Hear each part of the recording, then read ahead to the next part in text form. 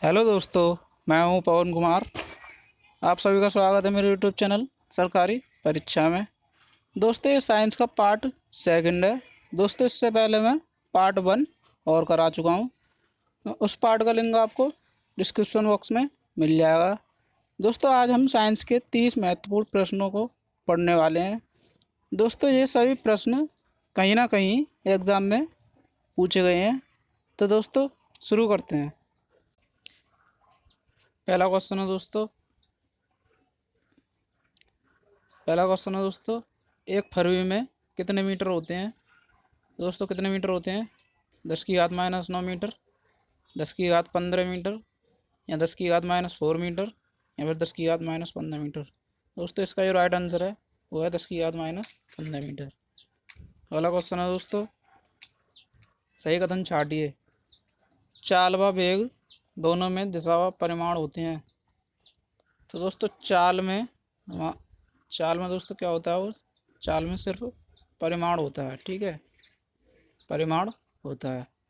और वेग में दोस्तों परिमाण परिमाण और दिशा दोनों होती हैं, ठीक है दोस्तों, परिमाण और दिशा दोनों होती हैं। तो कहने का मतलब दोस्तों ये है कि पहला हमारा गलत है, ठीक है। अगला देख लेते हैं। चाल में केवल परिमाण व वेग में परिमाण व दिशा दोनों होते हैं। तो दोस्तों, मैंने अभी आपको बताया था कि चाल में केवल परिमाण व वेग में परिमाण और दिशा दोनों होते हैं, ठीक है दोस्तों। तो हमारा जो राइट आंसर है वो है ऑप्शन बी, ठीक है। ठीक है दोस्तों, अगला क्वेश्चन देख लेते हैं। ध्वनिक का अध्ययन है। दोस्तों, खाली स्थान में हमें ये पूछ रहा है, ध्वनिक का अध्ययन है तो वायु में वस्तुओं की गति या ध्वनि, आगे देख लेते हैं, या घास, या फिर अंतरिक्ष वाहन। तो दोस्तों, इसका जो राइट आंसर है वो है दोस्तों ध्वनि, ठीक है। ध्वनिक ध्वनि का अध्ययन है, ठीक है दोस्तों। अगला क्वेश्चन दोस्तों, जब कोई वस्तु स्वतंत्र रूप से पृथ्वी के गुरुत्वाकर्षण के कारण गिरती है तो उसका त्वरण कितना होता है? मान लो वायु का घर्षण 0 है। तो दोस्तों, इसका जो राइट आंसर है क्या होता है दोस्तों? त्वरण 9.8 मीटर पर सेकंड स्क्वायर, या 1 मीटर पर सेकंड स्क्वायर, या 1.5 मीटर पर सेकंड स्क्वायर, या फिर 0। तो दोस्तों, इसका जो राइट आंसर है वो दोस्तों 9.8 मीटर पर सेकंड स्क्वायर, ठीक है दोस्तों।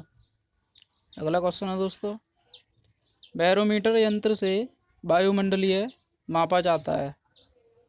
तो दोस्तों, क्या मापा जाता है? तापमान, आर्द्रता, दबाव, या ये सभी। तो दोस्तों, इसका जो राइट आंसर है वो है दबाव, ठीक है दोस्तों। अगला क्वेश्चन,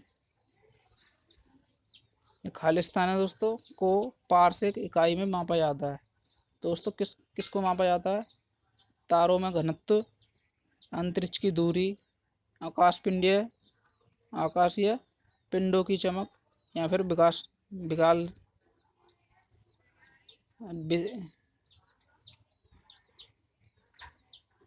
अगला क्वेश्चन दोस्तों, खाली स्थान दोस्तों, ये पारसेक इकाई में मापा जाता है। दोस्तों, क्या मापा जाता है? तारों में घनत्व, या फिर अंतरिक्ष की दूरी, या फिर आकाशीय पिंडों की चमक, या विशालकाय तारों की कक्षीय वेग। तो दोस्तों, इसका जो राइट आंसर है वो है अंतरिक्ष की दूरी, ठीक है दोस्तों। अगला क्वेश्चन है दोस्तों, किसी पिंड के ब्रह्मावस्था में रहने पर इससे क्या निहित हो सकता है? तो क्या निहित हो सकता है दोस्तों? गति, वेग, संवेग, या ऊर्जा। तो दोस्तों, इसका जो राइट आंसर है वो है ऊर्जा, ठीक है दोस्तों।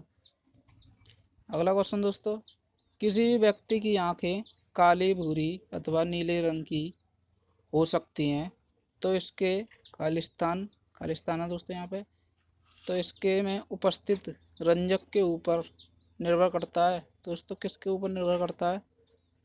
तो पुतली के ऊपर, आयरिस के ऊपर, कॉर्निया पर, या कायरॉइड पर।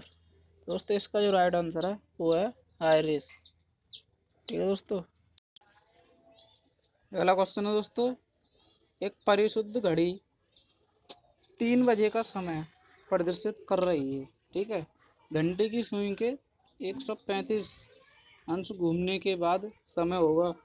तो दोस्तों एक एक घड़ी है, ठीक है, जिसमें 3 बजे हुए हैं, 3 ये बजे हुए हैं। ठीक है दोस्तों, एक घंटे वाली सुई दोस्तों 135 अंश पर घूम गई है। ठीक है, तो उसके बाद घूमने के बाद हमें ये याद करना है कि उस टाइम कितना समय हो रहा था। ठीक है, तो दोस्तों मान लिया जैसे कि ये 3 है, ये 6 है, ये 9 है और ये 12 है। ठीक है दोस्तों, तो दोस्तों ये सुई जब ऐसा होती है, ठीक है, 15 मिनट का जब गैप होता है,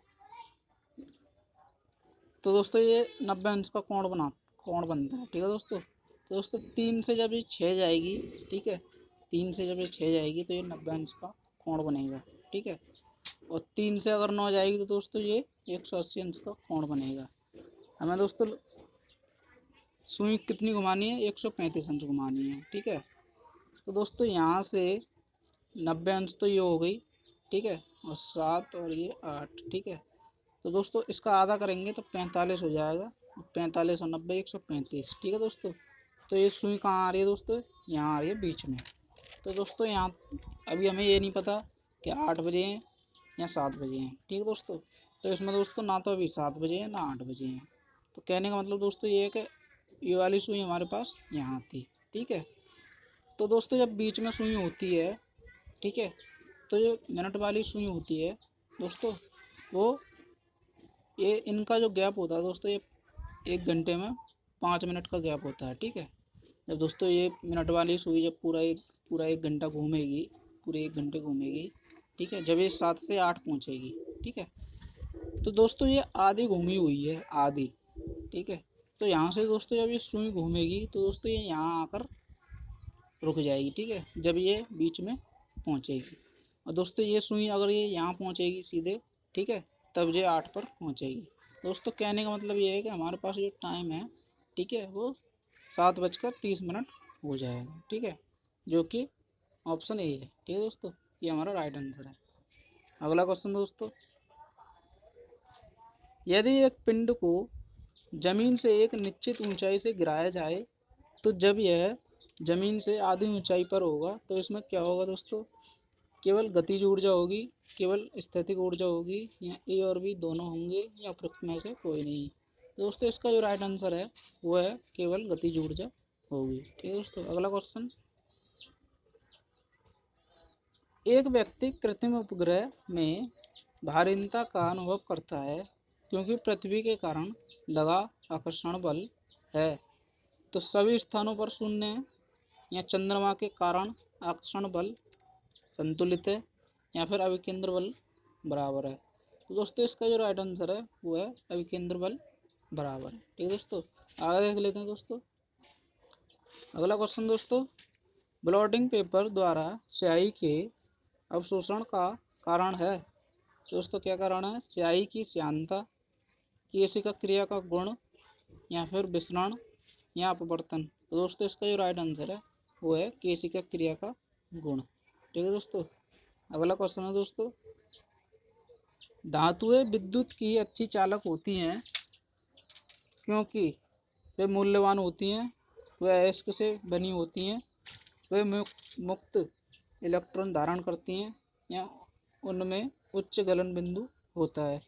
तो दोस्तों इसका जो राइट आंसर है वो है वे मुक्त इलेक्ट्रॉन धारण करती हैं। ठीक है दोस्तों, अगला क्वेश्चन है दोस्तों, परिशोधक का उपयोग होता है। तो परिशोधक का उपयोग दोस्तों कैसे होता है, डिस्ट धारा को परावर्ती धारा में परिवर्तित करने के लिए, या फिर प्रत्यावर्ती धारा को डिस्ट धारा में परिवर्तित करने के लिए, या फिर उच्च वोल्टता को निम्न वोल्टता में परिवर्तित करने के लिए, या निम्न वोल्टता को उच्च वोल्टता में परिवर्तित करने के लिए। दोस्तों इसका जो राइट आंसर है वो है प्रत्यावर्ती धारा को डिस्ट धारा में परिवर्तित करने के लिए। ठीक है, अगला क्वेश्चन है दोस्तों, वायु में ध्वनि तरंगे हैं तो कैसी हैं दोस्तों, अनुप्रस्थ, अनुलंब, विद्युत चुंबकीय या ध्रुवीय? दोस्तों इसका जो राइट आंसर है वो है अनुलंब। अगला क्वेश्चन दोस्तों, टायर की खोज किसने की? तो दोस्तों किसने की? गैलोलियो ने, या कोल्ट ने, या फेराडे ने, या डनलप ने? तो दोस्तों इसका जो राइट आंसर है वो है डनलप।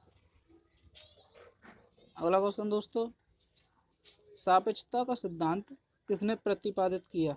दोस्तों किसने किया? निल्स बोर ने, रदरफोर्ड ने, आइंस्टीन ने, या थॉमसन ने? दोस्तों इसका जो राइट आंसर है वो है दोस्तों आइंस्टीन। ठीक है दोस्तों। अगला क्वेश्चन है दोस्तों, कड़ाके की ठंड पड़ने से झीलों की ऊपरी सतह जम जाती है लेकिन उसके अधोभाग पर जल द्रव्य अवस्था में बना रहता है, उसका क्या कारण है दोस्तों?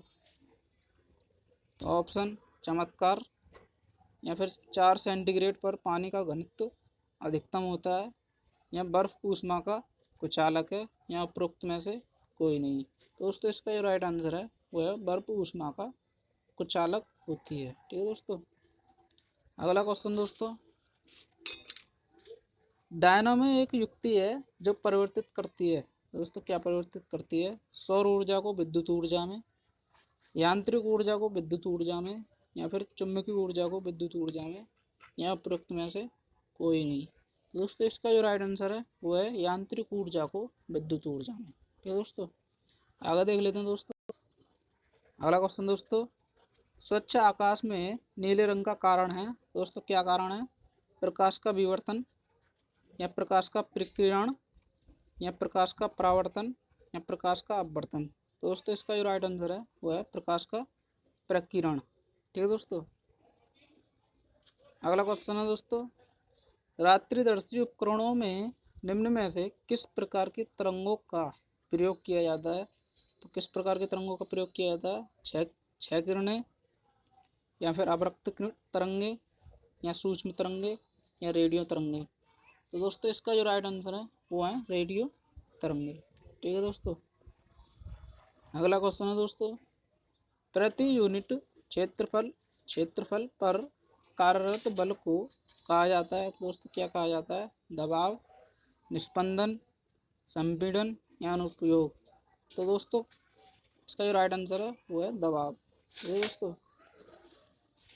घर्षण से उत्पन्न होता है। तो दोस्तों क्या उत्पन्न होता है? ऊर्जा, प्रकाश, जल, ऊष्मा? दोस्तों इसका जो राइट आंसर है वो है ऊष्मा। ठीक है दोस्तों।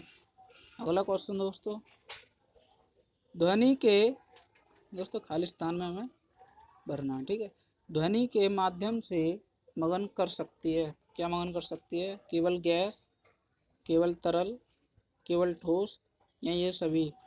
दोस्तों इसका जो राइट आंसर है वो है ये सभी। अगला क्वेश्चन दोस्तों, एलईडी का पूर्ण रूप क्या है? दोस्तों एलईडी का फुल फॉर्म बताना। ठीक है। तो liquid emitting diode, light emitting device, या लाइट एमिटिंग डायोड, या फिर लाइट एनर्जी डिवाइस? दोस्तों इसका जो राइट आंसर है वो है लाइट एमिटिंग डायोड। ठीक है दोस्तों। अगला क्वेश्चन है दोस्तों, विद्युत ऊर्जा की इकाई क्या है? तो दोस्तों क्या है? किलोवाट घंटा, न्यूटन पर मीटर, या फिर एम्पियर पर मीटर, या फिर जूल? दोस्तों इसका जो राइट आंसर है वो है किलोवाट घंटा।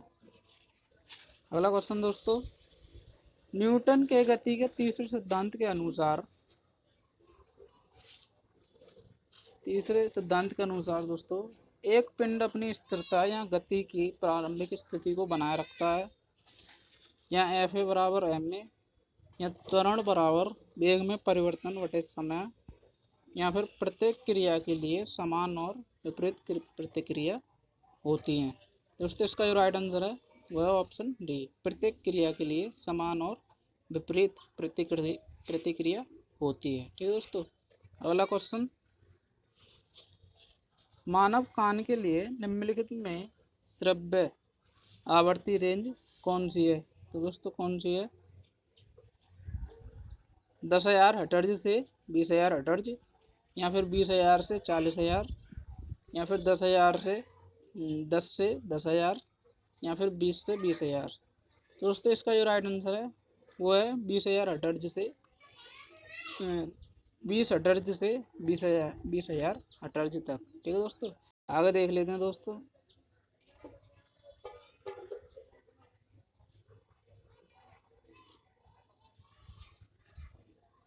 अगला क्वेश्चन दोस्तों, चंद्रमा की सतह से पलायन वेग का मान पृथ्वी की सतह की अपेक्षा कम होता है क्योंकि चंद्रमा पर कोई वायुमंडल नहीं है जबकि पृथ्वी पर है। चंद्रमा की त्रिज्या पृथ्वी की त्रिज्या से कम है, या फिर चंद्रमा सूर्य के अधिक निकट है, या चंद्रमा का द्रव्यमान कम है।